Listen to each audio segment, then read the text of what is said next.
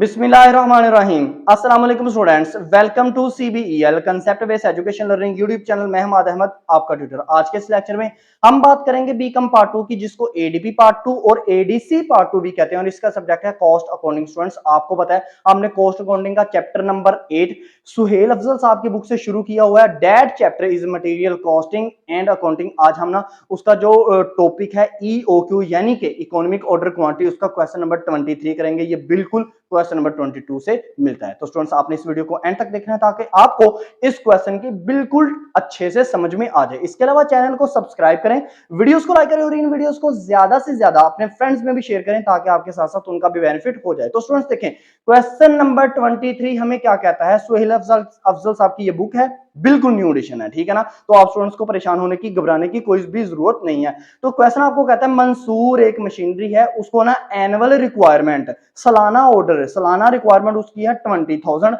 यानी कि उसने सालाना जो मटेरियल परचेज करना है वो करना है 20,000 का। उसके लिए उसको ऑर्डरिंग कॉस्ट कितनी है, उसके पास 50, कैरिंग कॉस्ट उसने कहा 8% है। जैसे कि लास्ट क्वेश्चन में हमें कैरिंग कॉस्ट दी हुई थी 10%, 22 में, इसमें है 8%। और मैंने आपको कहा था कैरिंग कॉस्ट जब भी लेनी है आपने लेनी है परचेज प्राइस पर, जिसको पर यूनिट कॉस्ट भी कहते हैं, ठीक है ना स्टूडेंट्स। याद रखिएगा मेरी बात को, आने वाले क्वेश्चन में परचेज प्राइस का जो डिफरेंट नेम है वो पर यूनिट कॉस्ट भी वो यूज कर सकता है, ठीक है ना। तो पर यूनिट कॉस्ट आपके पास कितनी है 100, तो 100 का 8% लेंगे, आपके पास कैरिंग कॉस्ट आ जाएगी। अब हम रिक्वायरमेंट की तरफ मूव ऑन करते हैं। तो रिक्वायरमेंट नंबर 1 क्या हमने मालूम करना है, इकोनॉमिक ऑर्डर क्वांटिटी। नंबर 2 हमने क्या मालूम करना है, हमने number of orders. Number 3 number of order placed in a year. और नंबर 4 प्रूफ टेबल। तो मैंने आपको स्टूडेंट्स लास्ट वीडियो के अंदर भी बताया था, जब भी EOQ का क्वेश्चन आए तो फर्स्ट रिक्वायरमेंट EOQ, उसके साथ प्रूफ टेबल जल्दी से बना दें। क्वेश्चन की पेपर के अंदर ये ना देखिएगा कि मैंने तरतीब से चलना है, आपने EOQ बनाने के साथ प्रूफ टेबल को बना देना है। तो चलें स्टूडेंट, सबसे पहले हम EOQ बनाते हैं। EOQ का क्या मतलब होता है, इकोनॉमिक ऑर्डर क्वांटिटी, यानी कि कंपनी का जो अकाउंटेंट है वो मैनेजमेंट को ये बताएगा कि सर जी आपको ना टोटल एक साल के अंदर ना 20,000 का आपने मटेरियल परचेज करना है, आपको टोटल 20,000 का नहीं परचेज कर लेना चाहिए। तो कंपनी का कहा चलो ठीक है, हम आधा आधा करके यहाँ थोड़ा थोड़ा करके परचेज करेंगे। तो कंपनी ने कहा कि कितना करके परचेज करें जिससे हमें खर्चे जो हैं वो कम सा कम पड़े, यानी कि हमें सस्ते से सस्ता ये ऑर्डर पड़े। तो वो क्या कहता है, वो कहता है सर जी EOQ बनाते हैं। तो EOQ जरा बनाते हैं, ठीक है। ये देखें जी, नंबर 1 आप क्या करेंगे, EOQ का फार्मूला क्या है, under root 2 multiply by annual requirement multiply by ordering cost divided by carrying cost. मैंने शॉर्ट फॉर्म यूज किए हुए हैं, आपने कंप्लीट नेम लिखने हैं पेपर के अंदर भी।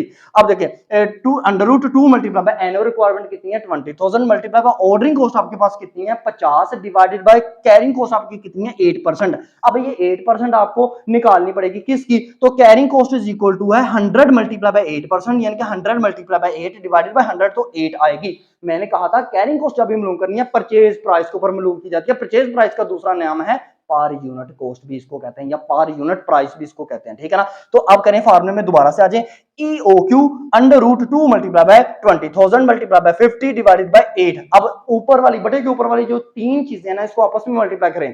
2 मल्टीप्लाई बाय 20,000 मल्टीप्लाई बाय 50, तीनों को मल्टीप्लाई किया तो आपके पास आता है 20 लाख, यानी कि 20 लाख। तो 20 लाख डिवाइडेड बाय 8 किया, आपके पास क्या आएगा, ऊपर अंडर रूट आपने मेंशन कर देना है, 20 लाख डिवाइडेड बाय 8 करें, आपके पास आता है 2,50,000।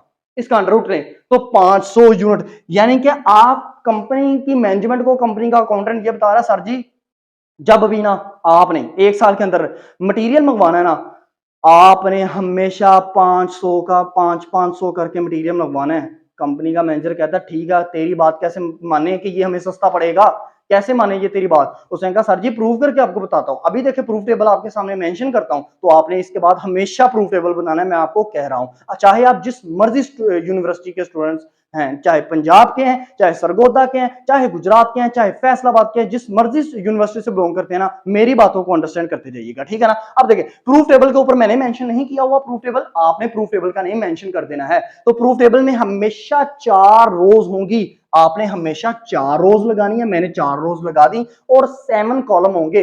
फर्स्ट वन कॉलम का क्या नेम लिखेंगे, AR annual requirement. Second column का क्या नाम लिखेंगे, ऑर्डर साइज। थर्ड कॉलम का क्या नाम लिखेंगे, number of order. Fourth column का क्या नाम लिखेंगे, ऑर्डरिंग कॉस्ट, जिसको मैंने OC लिखा है, आपने कंप्लीट नेम लिखना है, ठीक है ना। और फिफ्थ वन कॉलम का क्या नाम लिखेंगे, average inventory. Sixth one column का क्या नाम लिखेंगे, कैरिंग कॉस्ट, कंप्लीट नेम लिखेंगे आप। और लास्ट टोटल कॉस्ट, ये कॉलम बड़ा इंपॉर्टेंट है। इससे पता चलेगा कि कंपनी का जो मैनेजर, कंपनी का जो अकाउंटेंट है ना, वो वाकई ठीक बात कर रहा है कि हमें हर साल 500 करके मंगवाना चाहिए, साल के अंदर हमें ना 500 करके मंगवाना चाहिए माल जब भी हमने मंगवाना है। तो कैसे पता चलेगा? उसने कहा सर जी 500 के ऊपर आपको हमेशा कम खर्चा पड़ेगा।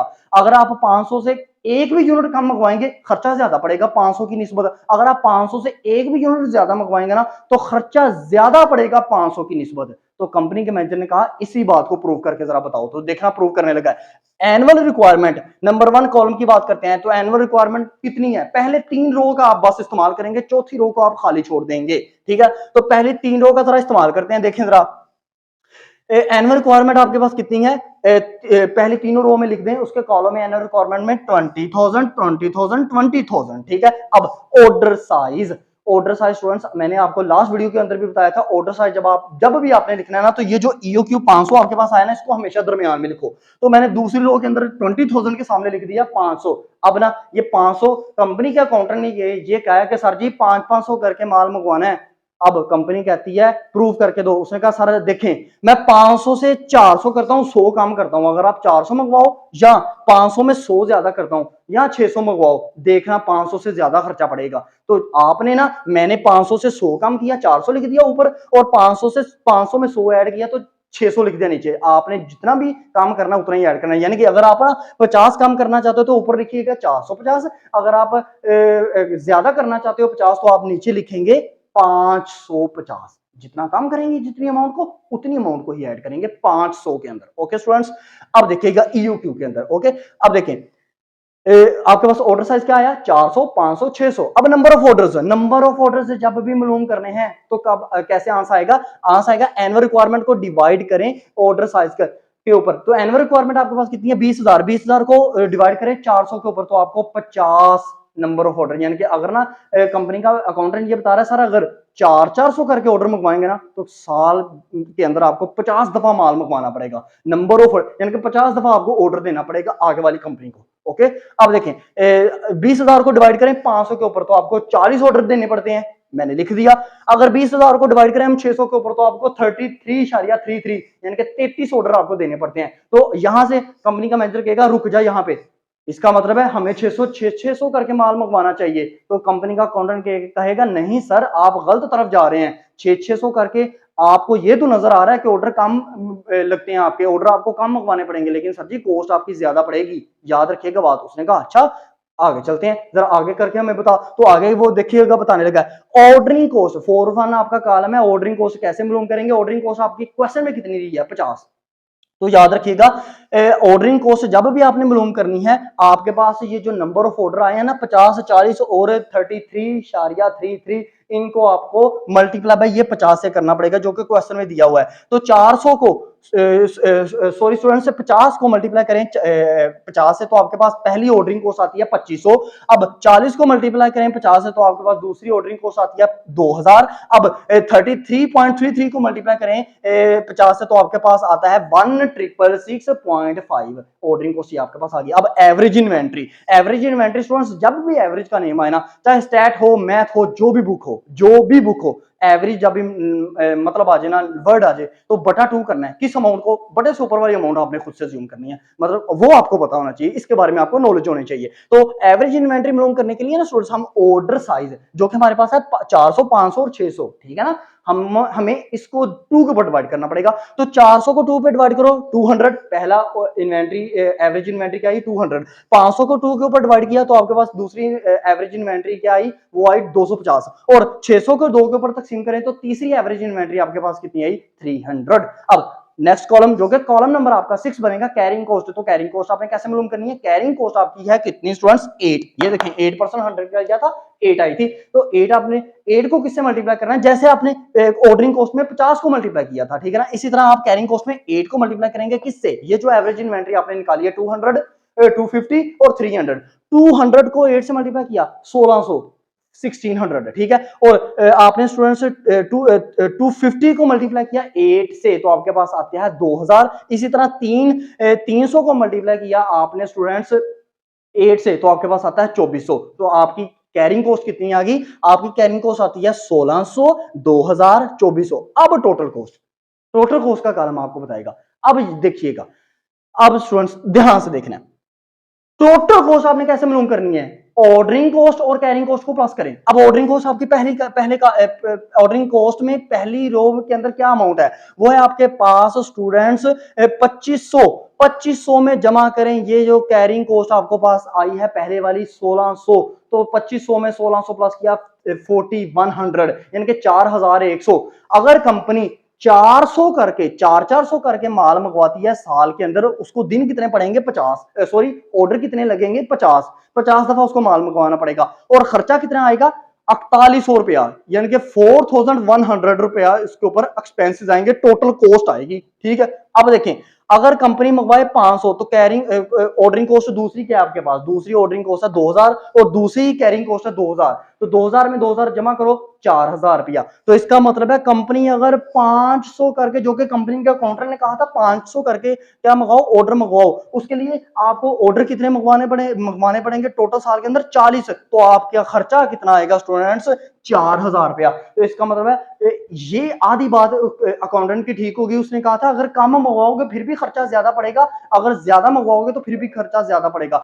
तो उसको कितना खर्चा पड़ता है 100 रुपया उसको इजाफी पे करना पड़ता है, ठीक है ना, अपनी कॉस्ट के अंदर। अब आधी बात उसकी ठीक होगी कि अगर मैं कम यूनिट मंगवाता हूं तो मुझे फिर भी खर्चा ज्यादा पड़ेगा, यानी कि जो मैंने 500 यूनिट मंगवाए हैं इसके निस्बत अगर ज्यादा मंगवाऊं तो देखिएगा अभी। अब देखें आप क्या करें, ऑर्डरिंग कॉस्ट जो तीसरे वाली थी आपके पास कितनी 1,666.5, इसमें जमा करें कैरिंग कॉस्ट तीसरे वाली 2400 रुपया, तो 2400 में 1,666.5 जमा किया तो आपके पास आता है 4066.5, यानी कि 4000 के ऊपर 66 रुपीज आपको ज्यादा देने पड़ते हैं। तो देने तो पड़ते हैं ना स्टूडेंट्स, इसका मतलब है जो मैनेजर को जो अकाउंटेंट कह रहा था ना कि सर आपको 500 करके यूनिट मंगवाने चाहिए, वो बिल्कुल ठीक बात कह रहा था। मैनेजर यहां पे जाके कंफ्यूज हो गया, उसने ये कहा कि हाँ ये तो दिन, यहाँ पे तो मुझे ऑर्डर जो है 600 के अंदर मुझे ऑर्डर जो है 33 मंगवाने पड़ते हैं, लेकिन देखो 33 ऑर्डर मंगवाने पड़ते हैं, लेकिन आपका मैनेजर जो है वो काउंटर ने कहा सर आपको 66 रुपीज आपको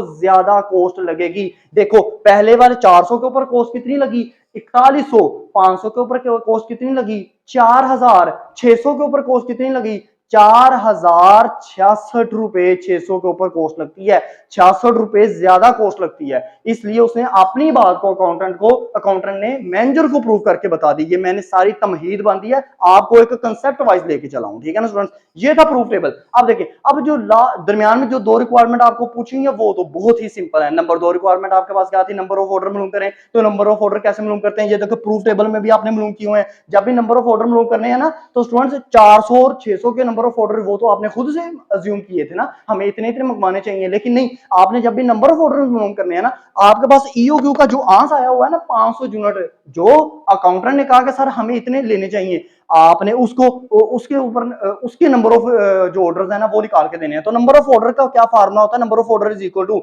annual requirement divided by order size. Annual requirement आपके पास कितनी है 20,000 डिवाइडेड बाय ऑर्डर साइज आपके पास कितना है 500, तो आपको ऑर्डर कितने मंगवाने चाहिए साल के अंदर 40। तो ये आपने ऊपर भी निकाला हुआ है, प्रूफ टेबल से भी आपको नजर आ रहा होगा, ठीक है ना। अब number 3 requirement number of order placed, इसका क्या मतलब है, इसका मतलब यह है कि मैनेजर ये पूछ रहा है अकाउंटेंट तुमने बिल्कुल ठीक बात की, मुझे काइंडली ये तो बता दो, मुझे पता चल गया तुमने मेरा खर्चा बचाया है, मुझे ये तो बता दो मुझे कितने दिन के बाद मुझे देना चाहिए ऑर्डर। ये तो तुम कह रहे हो कि मुझे 500 करके चीजें मंगवानी चाहिए साल के अंदर जब भी मैंने मंगवाना है, और मुझे ये भी पता चल गया कि मैंने हमेशा 40 ऑर्डर मंगवाने हैं, इस ये मतलब 500 के जो मैंने ऑर्डर मंगवाने हैं, मैंने 40 दफा मैंने आगे वाले बंदे से ऑर्डर मंगवाना है, ठीक है ना। मुझे ये बता दो मैंने कितने दिन बाद उससे राब्ता करना है। तो उसने कहा सारी इस बात का भी मैं आपको देता हूं आंस। तो सर साल के अंदर इसका फार्मूला होता है number of order is placed is equal to 365। साल के अंदर कितने टोटल दिन होते हैं 365, उसको डिवाइड करें नंबर ऑफ ऑर्डर कितने, वो है आपके पास 40। तो नंबर ऑफ ऑर्डर जो है उसको डिवाइड 365 डिवाइड बाय 40 किया तो आपके पास आता है 9.125। 125 को इग्नोर कर दीजिएगा, 9 डेज आपके पास ये आंसर है। यानी कि आपका अकाउंटेंट मैनेजर को ये बता रहा है सर जी आपने 500 यूनिट करके माल मंगवाना है, 40 दफा आपने टोटल साल में मंगवाना है, और हर 9 दिन के बाद आपने माल मंगवाना है, ठीक है, मटेरियल मंगवाना है। ये है स्टूडेंट्स आपका complete question. I hope so जिस कंसेप्ट से मैं आपको लेके चला हूं आपको बहुत अच्छे से समझ में आई होगी। मैंने आपको इस तरह समझाने की कोशिश की है ताकि आपके माइंड से कभी ना बोले। बहुत इजी टॉपिक है, आपने कंफ्यूज नहीं होना। पता नहीं स्टूडेंट्स आप क्यों इस चैप्टर के अंदर इतना ज्यादा कंफ्यूज हो जाते हैं। इसके अलावा स्टूडेंट्स आपको ना इस टॉपिक के अंदर कोई भी इशू आ रहा है, कोई भी क्यूरी आ रही है, तो लाजमी मुझे कमेंट सेक्शन में हमसे डिस्कस करना है ताकि आप स्टूडेंट्स के हम क्वेश्चन का आंसर भी कर पाए। इसके अलावा चैनल को सब्सक्राइब करें, वीडियोस को लाइक करें और इन वीडियोस को ज्यादा से ज्यादा अपने फ्रेंड्स में भी शेयर करें ताकि आपके साथ साथ उनका भी बेनिफिट हो। अब मैं वीडियो को पॉज कर देता हूं ताकि आप स्टूडेंट्स इस क्वेश्चन की पिक ले सको। अब तक इतना ही, अपना ख्याल रखें, अपने इस यूट्यूब चैनल का भी। अल्लाह हाफिज।